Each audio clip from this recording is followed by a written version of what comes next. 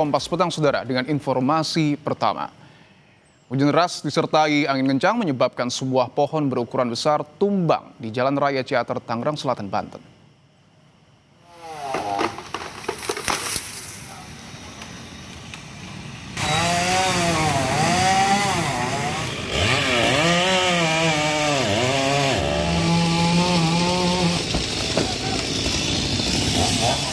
Pohon yang tumbang melintang di tengah jalan dan menutup total akses kendaraan baik dari arah Pamulang maupun Serpong. Akibatnya arus lalu lintas sempat ditutup sementara untuk mempermudah proses evakuasi.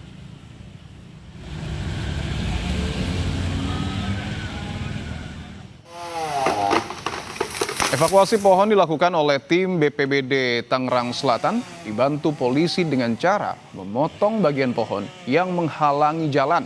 Setelah proses pembersihan selesai, akses jalan kembali dibuka.